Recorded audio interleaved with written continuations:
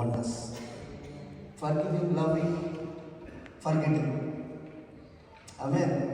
அப்படி இருந்துட்டு மேபி அது வரைக்கும் நமக்கு ரெஜிஸ்ட்ரேஷன் வெயிட் பண்ணுறாரு போல சாமி. இல்லை எல்லாம் மாறிடுவாங்க. அதுக்கப்புறம் ரெஜிஸ்ட்ரேஷன் வச்சு வெளியில் போய் தெருவில் பிரசனம் பண்ண போகிறோம். கண்டிப்பாக பண்ணுவோம். டிஷர்ட் போட்டு பிரசனம் பண்ண போகிறோம். பேசவே தெரியலையா?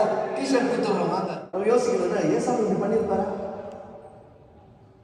நம்ம எப்பவுமே நம்முடைய இது அப்படிதான் இருக்கணும். நம்முடைய ரெஃபரன்ஸே எப்படி இருக்கணும்? ஏசாமி அழுதுருப்பாரா? ஏசாமி பேசினா அவர் எப்படி இருந்திருப்பாரா? அவர் எப்படி ரியாக்ட் பண்ணியிருப்பாரு? அவர் எப்படி பேசியிருப்பாரு? இதெல்லாம் யோசனையே இருந்ததுனால கிரைஸ்ட் நமக்குள்ளே வர ஆரம்பிச்சுருவார்.